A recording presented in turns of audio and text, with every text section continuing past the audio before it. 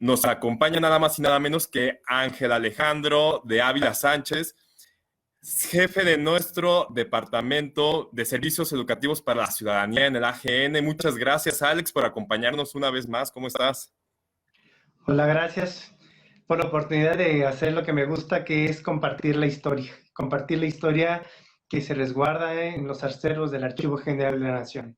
Y a nosotros nos encanta que puedas dejar registro de este conocimiento que tienes tan vasto sobre la historia. Y bueno, para empezar, a mí me gustaría introducir esto con una pequeña reflexión en cuanto al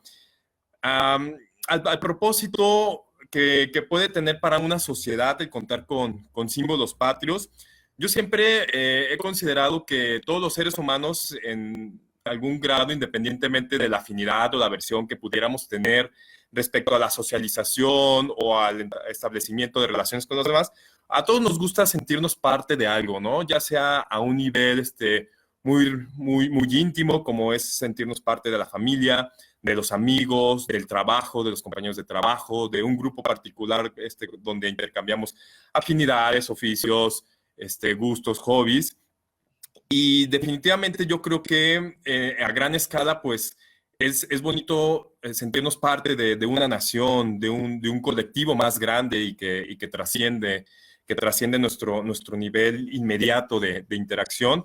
Entonces, en ese sentido, me parece que ahí podemos iniciar con la valoración de los símbolos patrios, que sean elementos que nos permitan, bueno, visualizarnos e identificarnos los unos con los otros como partes de lo mismo, ¿no? Sentirnos partes todos, de todos, básicamente.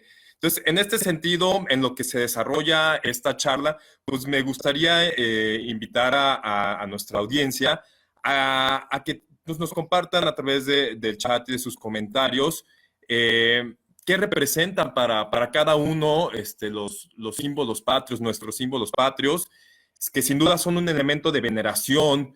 Y entonces, cuando veneramos los símbolos patrios, ¿a quiénes estamos venerando? ¿O a quiénes sienten cada uno de ustedes que veneran cuando nos referimos a los símbolos patrios? Y bueno, pues después de esta reflexión, ahora sí entremos en calor, estimado Alejandro.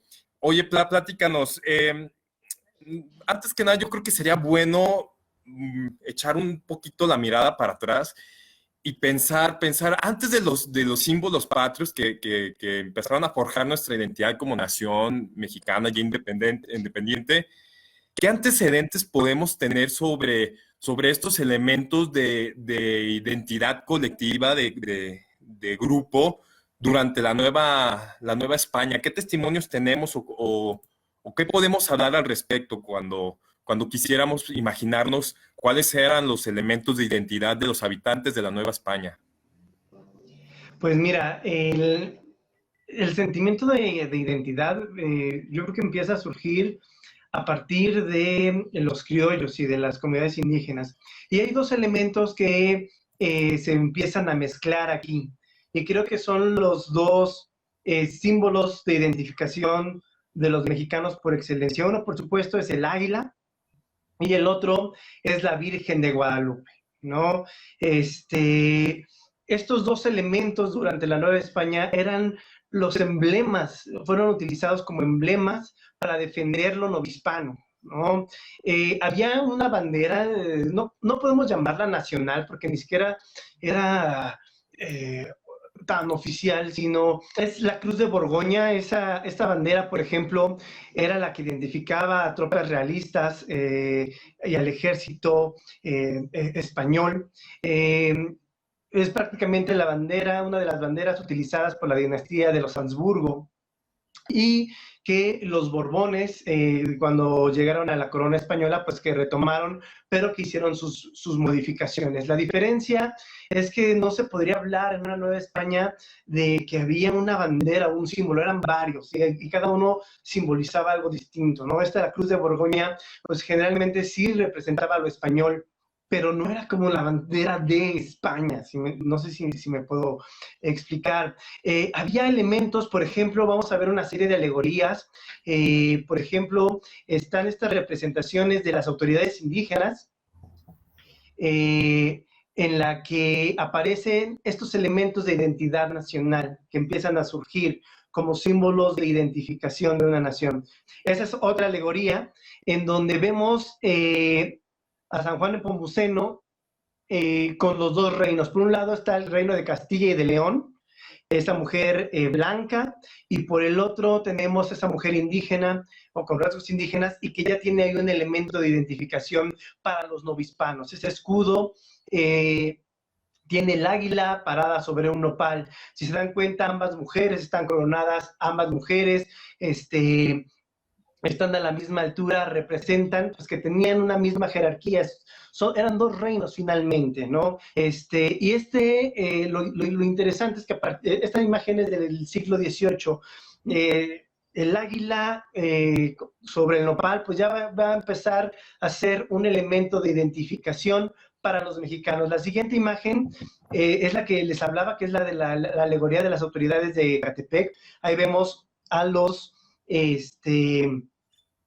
a las autoridades indígenas vestidas, por supuesto, a los antes españoles. Aparece el escudo de armas del rey Fernando VII, ahí abajo aparece también el rey Fernando VII, coronado, por supuesto, por la Virgen de Guadalupe, y a un lado también están los emblemas y los escudos, por así llamarlo, nacional, de los indígenas, en donde aparece, por supuesto, el águila, como este elemento de nacional. Entonces, aquí están conjugados la Virgen de Guadalupe y el águila mexicana, como estos dos grandes elementos de identificación, que más que una nación, yo creo que era a una parte de la población que eran los locales, los criollos, los nacidos, y en el término criollo estoy englobando a los indígenas, estoy englobando a más de las castas, digamos, me voy a referir como criollos a aquellos nacidos en estas tierras americanas.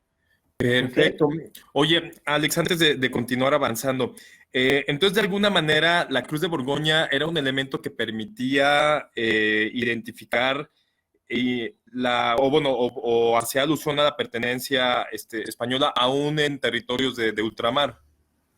Sí, porque en realidad eran, digamos, banderas militares, o sea, un buque militar traía la Cruz de Borgoña, un destacamento militar traía la Cruz de Borgoña.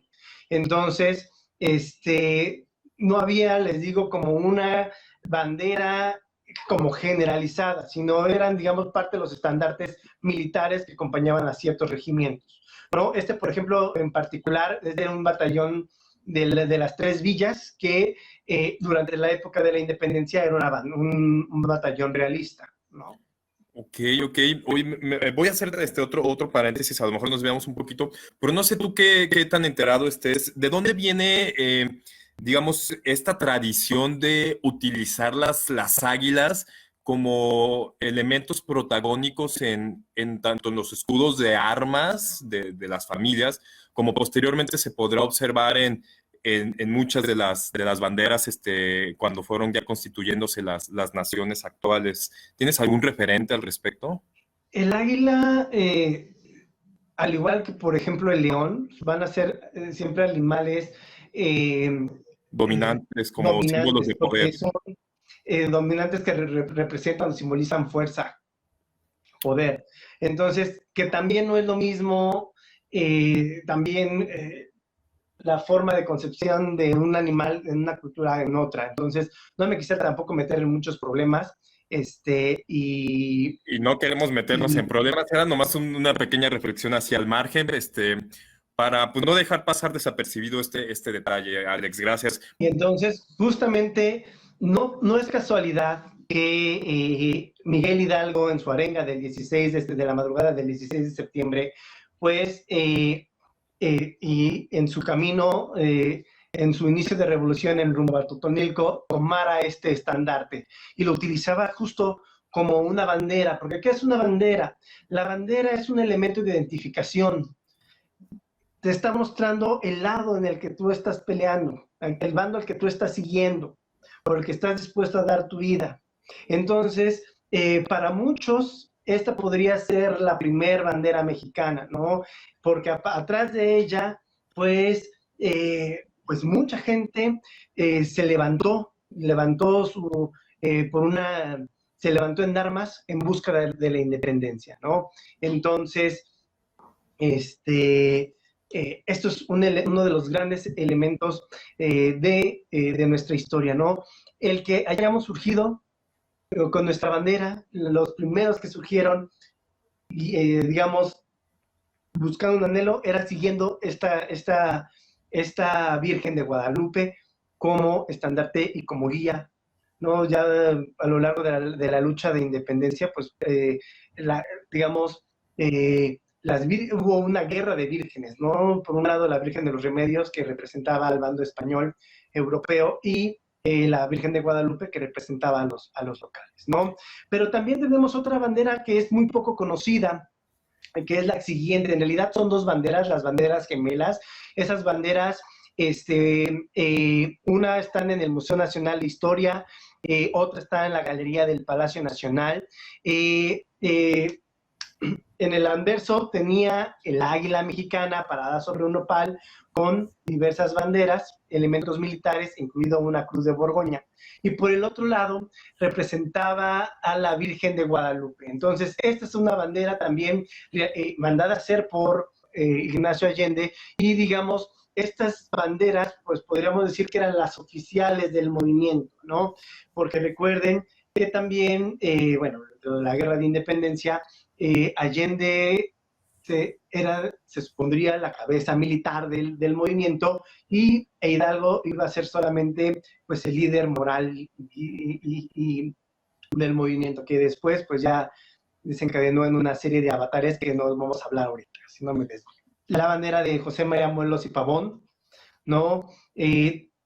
Cuadros azules y blancos en honor a la Virgen María, ¿no? Y por supuesto usa esta águila parada sobre un nopal, como igual un elemento de su ejército, de identificación como parte de una nueva nación, ¿no? Entonces, Y es lo que va a ser a lo largo del tiempo el águila, ¿no? Va a ser el elemento que va a identificar a los mexicanos. Y ya lo hacía desde mucho tiempo atrás, cuando éramos la Nueva España. Y esos elementos, pues, fueron retomados por todos los insurgentes, prácticamente, ¿no? Si quieres la que sigue, Samuel. ¿qué otras referencias a lo largo del periodo virreinal se pueden observar en cuanto al águila posada sobre el nopal, Alex?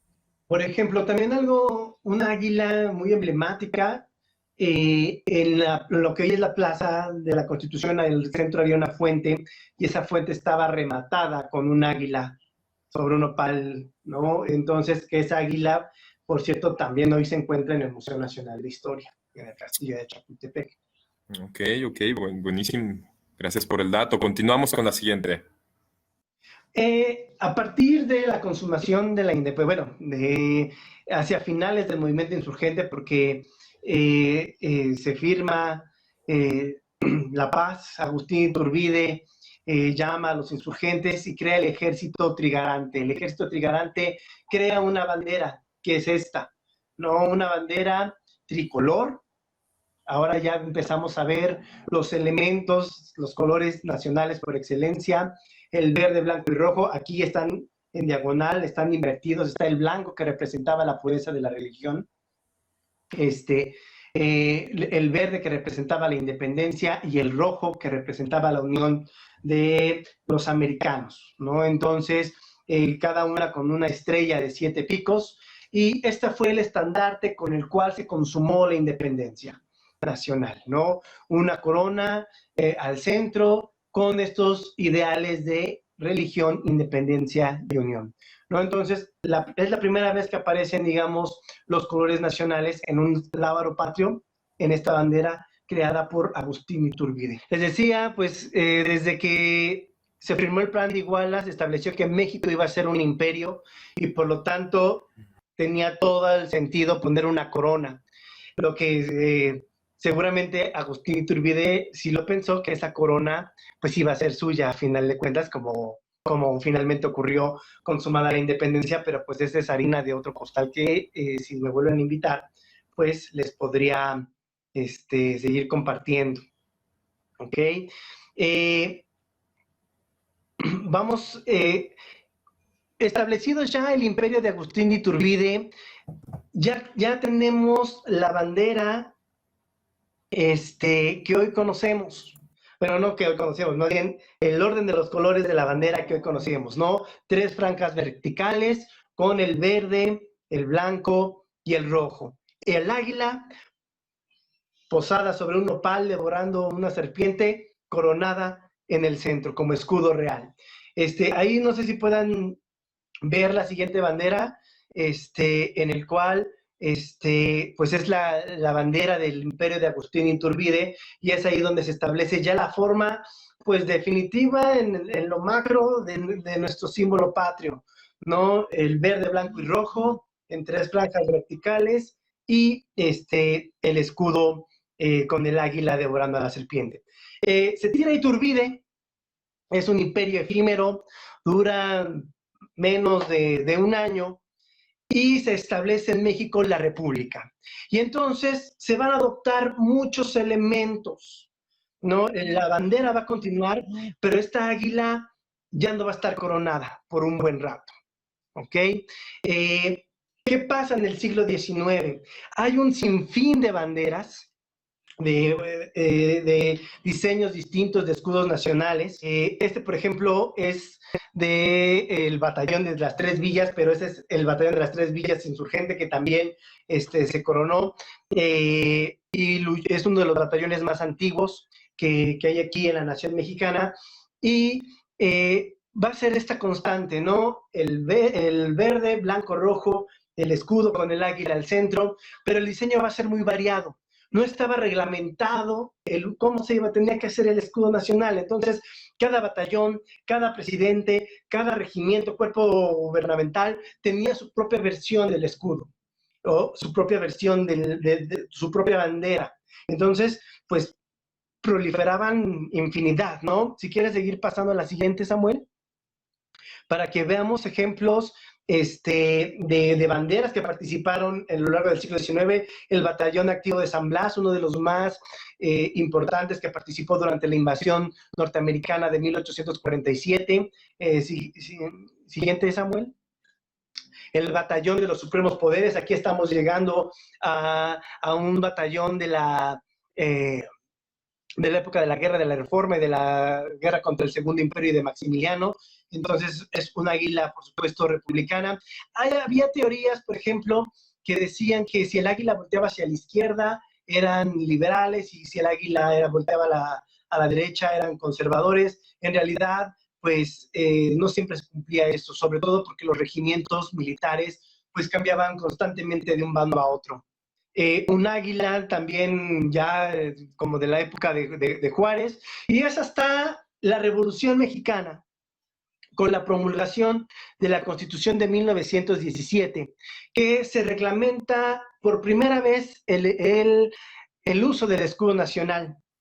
Lo que sí, digamos, en las diferentes versiones que había pasado a lo largo del siglo XIX es que el águila se mostraba de frente, ¿no? Ya con águilas extendidas, no tan extendidas, en fin, el diseño variaba, pero prácticamente todas eran de frente.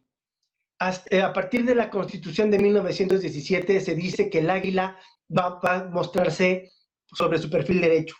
Entonces, esto lo ven como un rompimiento con el antiguo régimen, ¿no? Entonces, en la Constitución de 1900, ahí tienen la portada 17, ahí está el águila por primera vez impresa ya de perfil, y adentro también pues está esta águila de perfil, ¿no? Y en la Constitución de 1917 pues sí se reglamenta el escudo nacional.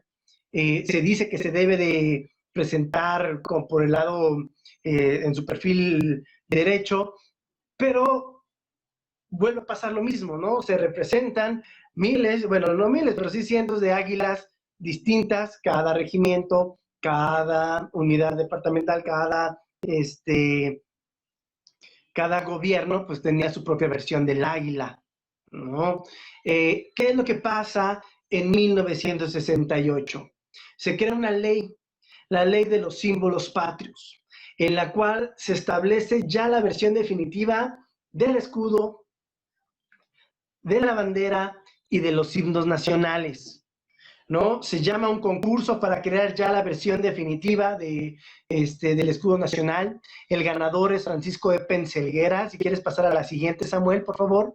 Lo tenemos en exhibición ahí en el Archivo General de la Nación, el escudo nacional original de todos ustedes, mexicanos. Está en el Archivo General de la Nación en exhibición. Está en la parte de atrás, firmada por los tres poderes de la Unión. Es el diseño que respeta todos estos elementos. Recuerden cuál es el origen de nuestro lábaro patrio, ¿no? Es la tradición mexica en la que dicen que cuando salieron de Aztlán, guiados por su dios Huitzilopochtli, la señal de donde debían de construir su gran ciudad iba a ser que encontraran un águila parada sobre un opal devorando una serpiente. Entonces, es básicamente lo que se representa en nuestro escudo nacional con guirnaldas de oliva y de laurel como símbolos de victoria. Entonces vemos ahí el lago que sería de Texcoco, el islote, que es ahí lo cafecillo que ven, el nopal, y sobre ella pues el águila fiera devorando y desgarrando a esta serpiente, ¿no? Y la siguiente, Samuel, también tenemos el modelo de bandera original. Entonces en esta ley se estableció este modelo en donde dicen que ya toda bandera que se reproduzca tiene que estar escalada a este modelo de bandera, que se debe de representar, guardar las proporciones adecuadas entre el verde, el blanco y el rojo. Y esas líneas que ustedes ven ahí, negras con blanco, pues es para precisamente visualizar la escala. Entonces, si la quieres hacer más grande, más chica, esas líneas son tu guía, ¿no? Entonces, el escudo y la bandera nacionales pues tienen su historia y hoy en día representan a los mexicanos en eventos deportivos. La diferencia, por ejemplo, una de las importantes diferencias entre el escudo y la bandera es que el escudo está limitado, el uso del escudo está limitado para el Estado. Solo la papelería oficial puede tener el escudo nacional. Tú no puedes imprimir en tu casa tu escudo nacional y ponerte como hoja de membrete, ¿no? El escudo nacional está limitado para el uso del Estado. La bandera, al contrario, está diseñada para difundirse en todos lados. Por eso tú puedes tener en tu coche tu bandera, pero no tu escudo nacional. Y si lo tienes, pues lo tienes un poco en la clandestinidad. Bueno, sí, es un tema de mucha controversia porque incluso, bueno, ha sido también un elemento de mercantilización. El escudo nacional se imprime en cachuchas, se imprime en playeras y, bueno, será también pues tema de debate y controversia tal vez pues para otra edición de Diálogos Digital, para no entretenernos ahorita en el tema. Oye, Alex, por cierto, me estaba surgiendo una duda ahorita que estábamos respecto a lo de las banderas. ¿Qué diferencia hay entre la bandera que utilizaba Juárez y la que utilizó Porfirio Díaz? El diseño del águila. Ahora sí que la bandera porfiriana tiene las águilas un poco más extendidas que el águila de Juárez. Ok, gracias. Aprovechando la pausa, vamos a tomar la oportunidad de... En el chat. Sí, bueno, nomás compartir algunos comentarios porque luego se nos van yendo al fondo. ¿Qué símbolos patrios guarda el AGN? ¿Qué símbolos resguarda? Platícanos, Alex, porque justamente acabas de mencionar que pues, nosotros tenemos los meros moldes originales. Resguardamos los tres, tanto el escudo, la bandera y los himnos nacionales. En la ley, según de acuerdo a la ley de los símbolos patrios, el Museo Nacional de Historia y el Archivo General de la Nación van a resguardar los documentos originales. La Casa de Moneda va a resguardar el modelo del escudo y la Biblioteca Nacional el himno nacional. Entonces, digamos, solamente el Archivo General de la Nación y el Museo Nacional de Historia resguarda los tres símbolos patrios originales. Y hasta donde yo recuerdo en mis visitas al castillo de Chapultepec, no están en exhibición. Entonces, nosotros sí los tenemos en exhibición. ¿Qué tal, Un incentivo adicional para que se animen cuando la nueva normalidad nos lo permita, que se den una vuelta a apreciar en vivo y a todo color los modelos originales de nuestros símbolos patrios. Gracias, Alejandro. Continuamos con la siguiente imagen. Y ya Bueno, estamos entrando al himno nacional. Muy bien. también está padre esta historia. El himno nacional surge en 1854. Recuerden, México había perdido ya una guerra, una dolorosa guerra contra los Estados Unidos. Era un país dividido en donde el sentimiento de unión no estaba arraigado. Los mexicanos no se sentían mexicanos, pues, ¿no? Se sentían, no sé, tamaulipecos, yucatecos, pero no se sentían mexicanos. Y la falta de unión, en realidad, fue de lo que se atribuyó a la derrota sufrida con los norteamericanos, ¿no? Además de muchos otros factores que, como la bancarrota del Estado, un ejército mal preparado, mal equipado, eso se sumó pues la falta de unión. Entonces, Santana, Antonio López de Santa Anna, viendo que, pues bueno, uno de lo que nos había dado traste de la guerra en contra de los Estados Unidos fue la falta de unión y la falta de nacionalismo, pues diseñó un concurso para crear un canto que nos identificara a todos los mexicanos. Primero se hizo uno, el ganador fue Francisco González Bocanegra. Por supuesto, existe esta historia romántica en donde, bueno, cómo se festejaba un poco antes, durante los primeros años de la independencia, se hacían tertulias en la Alameda, ¿no? Se hacían tertulias y se clamaban poesías y poemas a la patria. Ahí ya había participado varias ocasiones Francisco González Bocanegra.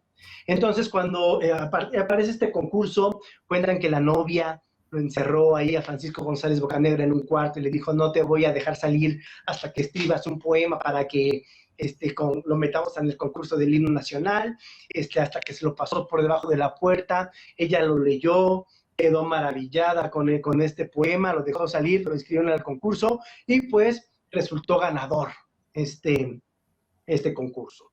Después, ya con este poema ganador, se hace otro concurso para musicalizarlo, ¿no? Se presentan 13 composiciones musicales. El ganador es Jaime Nuno, catalán, que había conocido a Antonio López de Santa Anna en Cuba, que se lo había traído y que él era jefe de bandas militares.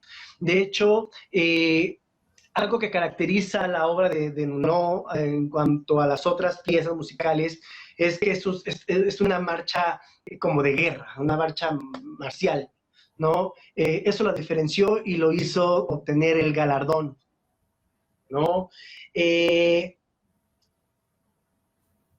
Y aquí inicia como, bueno, se toca por primera vez ya música e himno nacional el 16 de septiembre, del 15 de septiembre de 1854, en el Teatro Nacional, ¿no? Que ya hoy desapareció.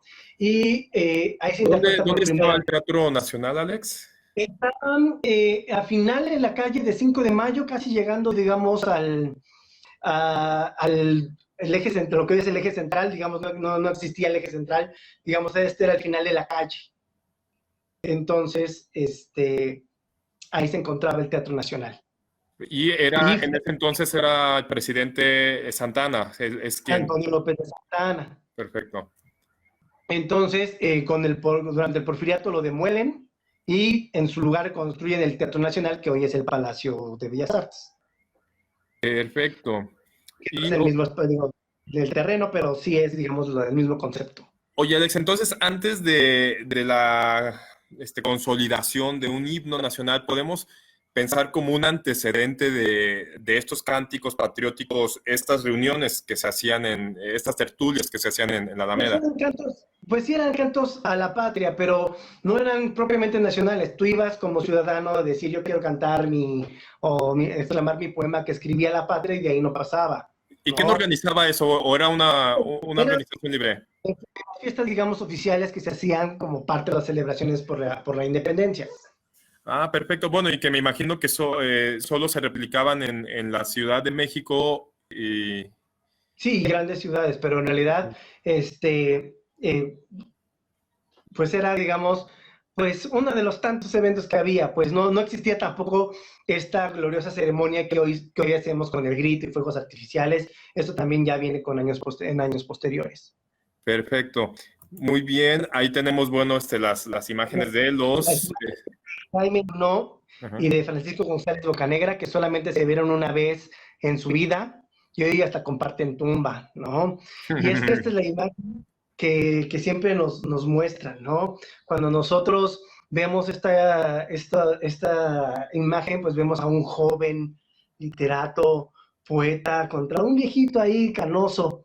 En realidad, Jaime Nuno era un poco más joven que Francisco González Bocanegra, unos meses nada más.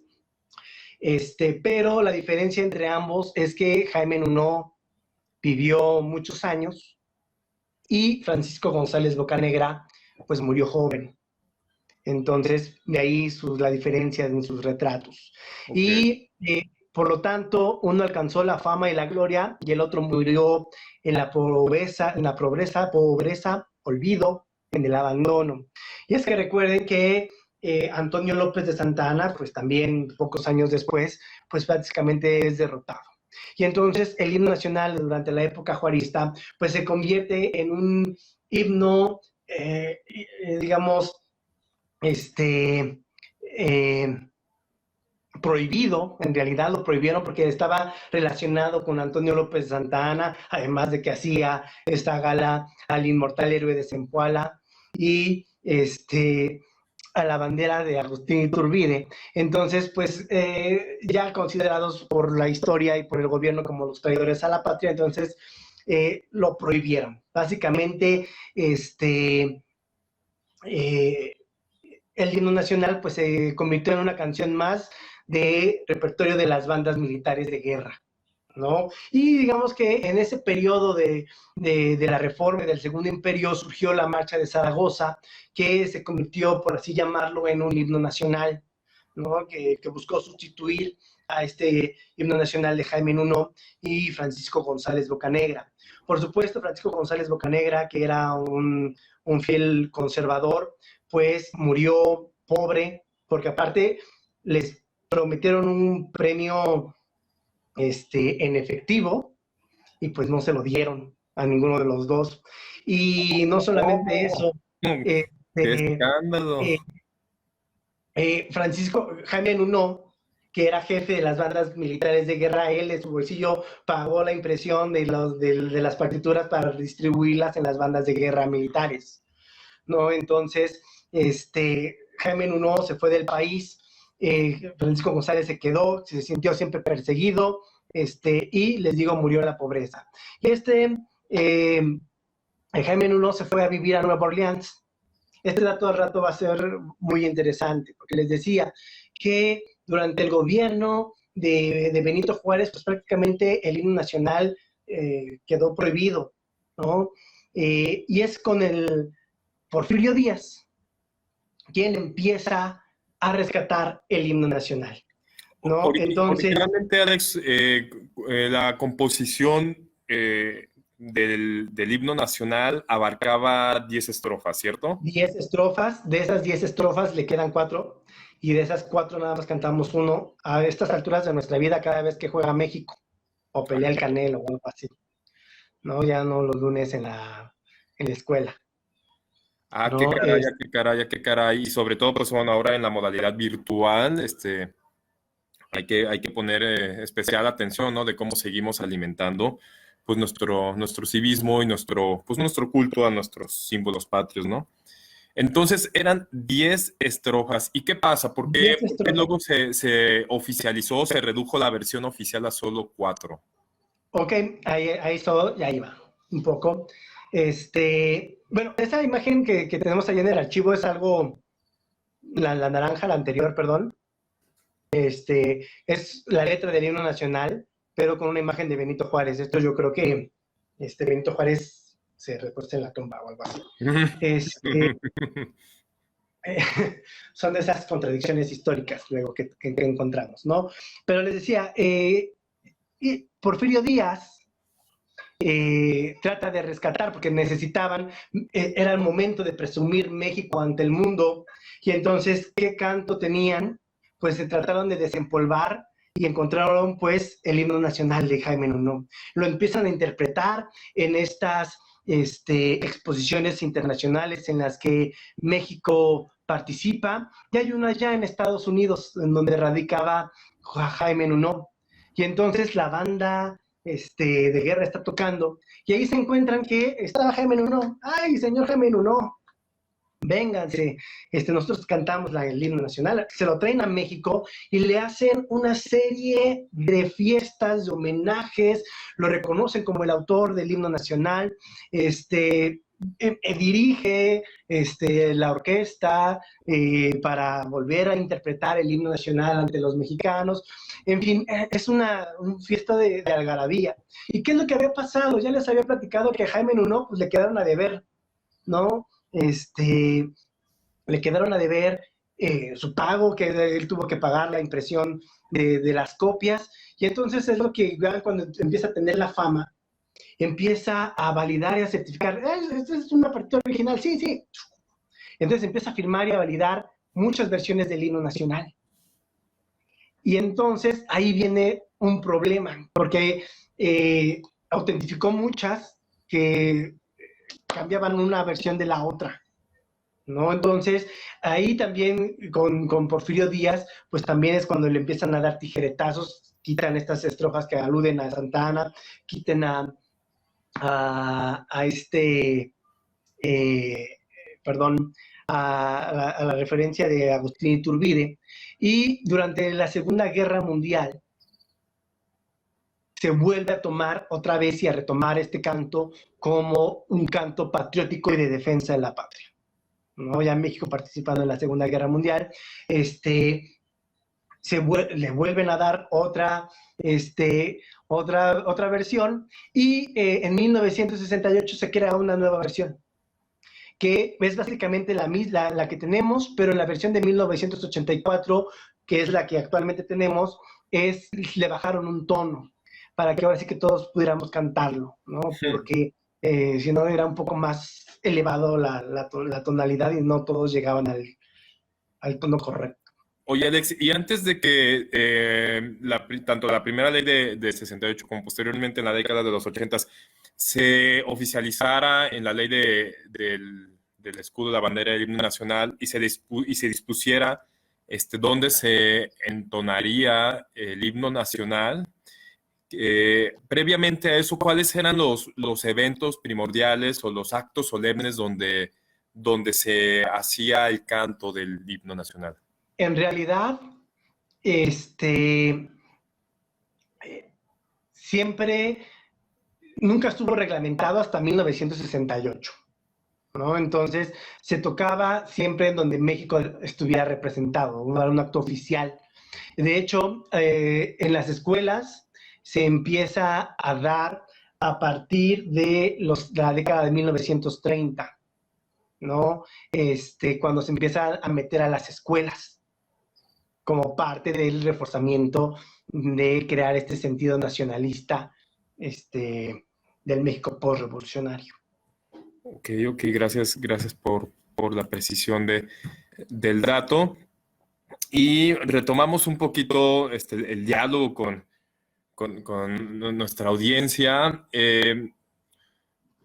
Luna Geran nos pregunta que si te vienen ahorita a la mente y nos pudieras compartir algunas anécdotas respecto a las reacciones de los visitantes, bueno, porque cabe hacer ahorita el paréntesis, el énfasis, de que Alex también, pues Alex es uno de nuestros estelares guías del archivo, entonces varias personas pues han tenido el privilegio de acudir al archivo y pues gozar de la mismísima conducción de Alejandro durante su recorrido guiado. Y bueno, nos pregunta Luque, ¿qué reacciones anecdóticas tú podrías ahorita recordar de alguno de los visitantes que te ha tocado tener cuando pasan por aquí, por la sala de banderas, que es el espacio donde tenemos expuestos los diferentes modelos que ha tenido la bandera y representaciones de la bandera nacional? Si te viene a la mente ahorita algo que quisieras compartir. Algo que me gusta hacer mucho con todo nivel de los grupos y algo que me he dado cuenta es que nadie entiende el himno nacional, ¿no? Ya, Entonces, sí, porque lo que hacemos y lo que hago es, digo, no me he hecho el himno nacional completo, pero sí por lo menos la primera estrofa, explicar, ¿no? Que es ciña tu patria, tus sienes de oliva, de la paz del arcángel divino, que en el de cielo tu entrada eterno poder destino, por el... diferenciar las palabras que Entonces, componen la estrofa, ¿no? Porque muy los mecánicamente se nos niños, enseña el himno. sí, y es ciña rodea tus sienes, de la oliva de la paz, porque el dedo que escribió, el destino que Dios escribió, Dios concedió para esta nación es la paz. Mas si osare un extraño enemigo profanar con su planta tu suelo, sí, pero si se atreviera un enemigo a pisar tu suelo con la planta de su pie, recuerda, Patrio, que era, mas si osare un extraño enemigo profanar que... un soldado en cada hijo te dio. Entonces pues hay que defender a la nación. He recibido también comentarios que dicen, no, es que nuestro himno es muy bélico y derramar sangre. Hay que entender, uno, el contexto en el que fue escrito. Fue Sí, escrito al final de una sangrienta y dolorosa guerra. Y dos, más que un himno bélico, yo lo veo como un himno de defensa de la patria. Y es lo que yo reflexiono también en las visitas. Y hoy tenemos que seguir defendiendo a la patria. ¿Y cómo lo vamos a hacer? Pues a lo mejor protestando por un bienestar social, estudiando, trabajando, ¿no? Ya a lo mejor, bueno, ya estoy como está la criminalidad, hoy al día a lo mejor ya no es con las armas, pero pues, pero sí hay que seguir trabajando y hay que seguir defendiendo.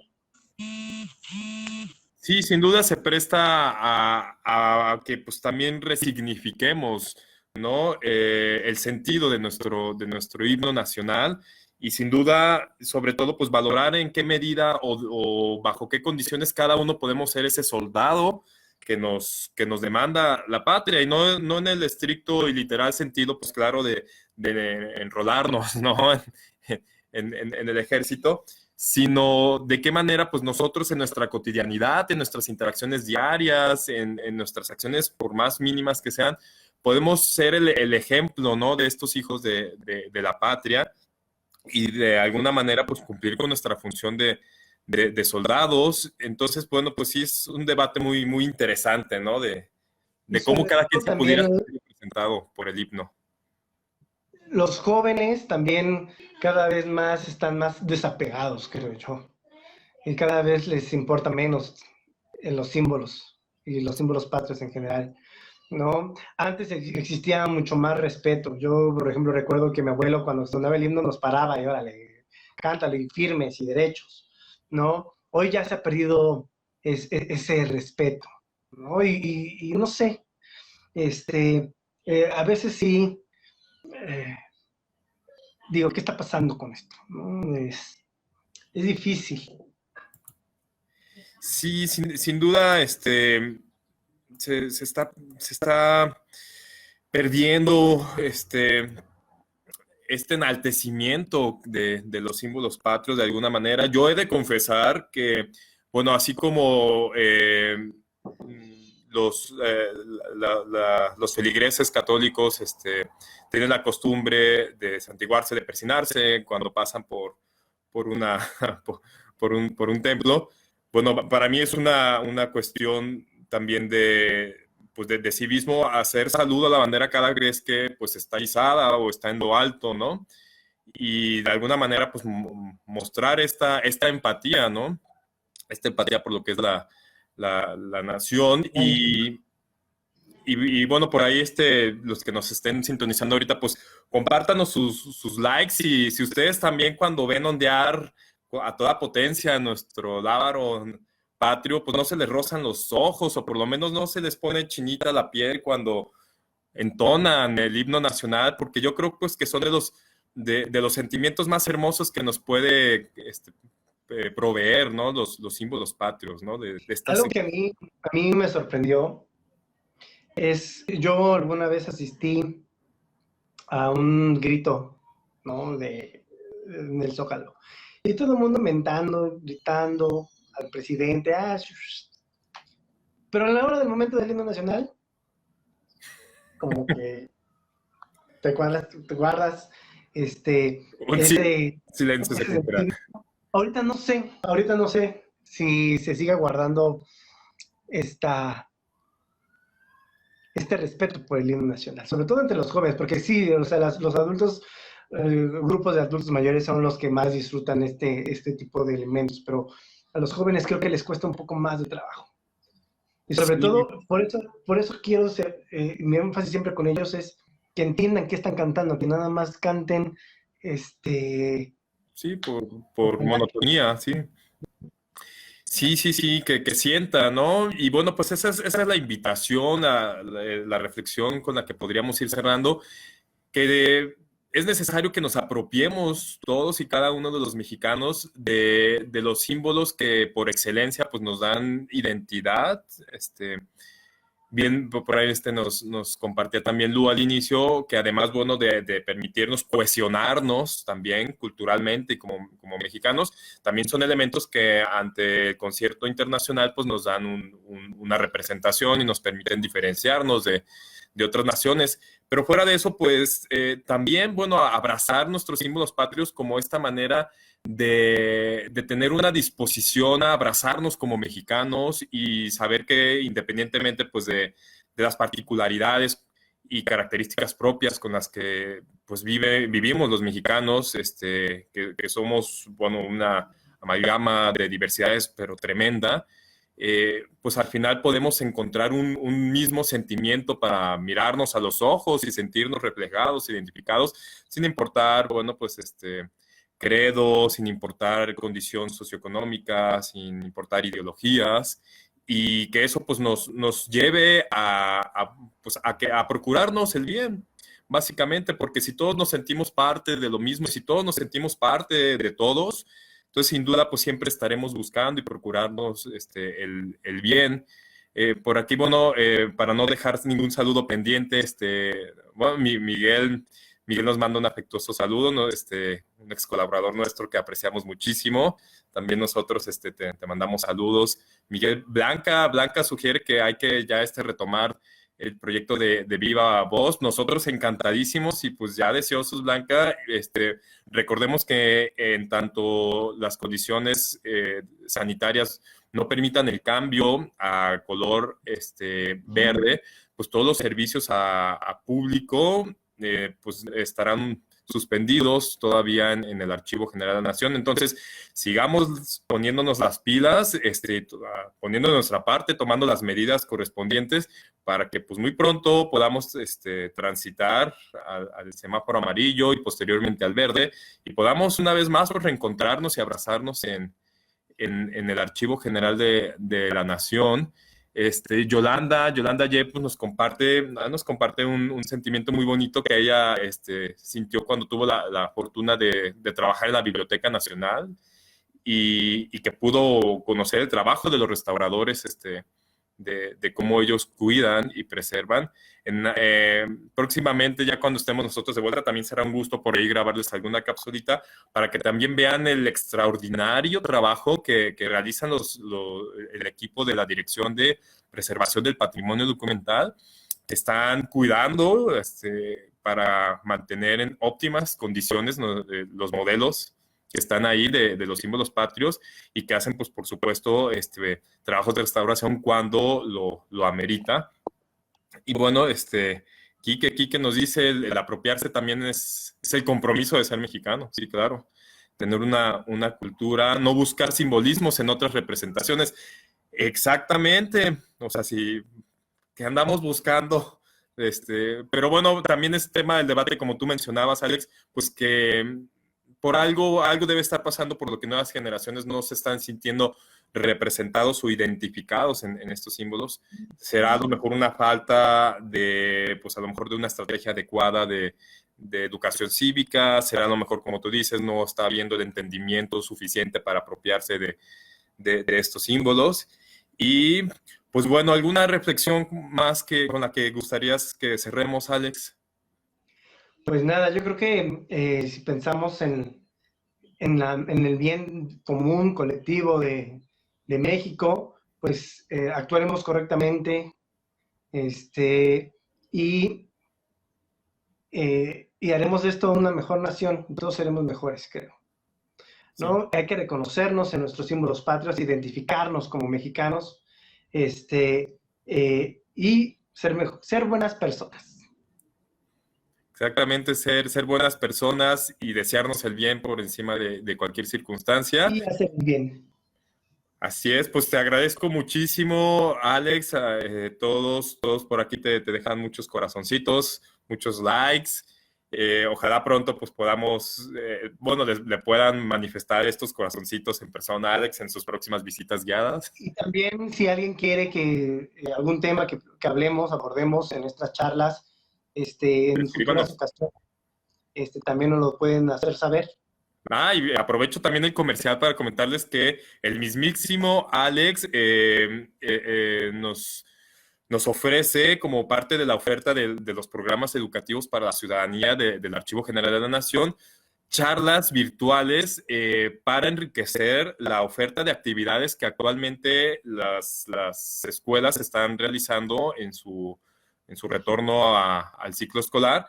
Entonces también, si por aquí nos están escuchando, acompañando algunos profesores, les extendemos esta invitación para que puedan agendar una charla personalizada con su grupo escolar con temas relacionados a la historia y al patrimonio documental.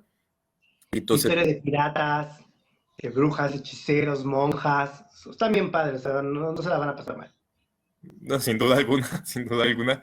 Y bueno, pues tenemos una cita, recuerden, dentro de 15 días, aprovechando que ya estaremos justamente pasando los festejos del aniversario del inicio de la lucha por la independencia.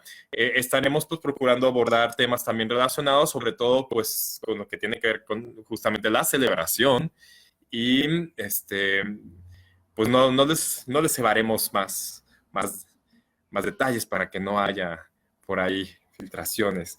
Pero, pues por favor, acompáñenos si tienen la oportunidad. Les agradecemos mucho pues el tiempo que comparten con nosotros y pues seguimos atentos a sus comentarios y a sus propuestas y nosotros encantados de compartir pues el conocimiento que se resguarda en el Archivo General de la Nación. Cuídense, sigan tomando las medidas precautorias necesarias y pues nos vemos hasta la próxima. Muchas gracias, Alex. Muchas gracias.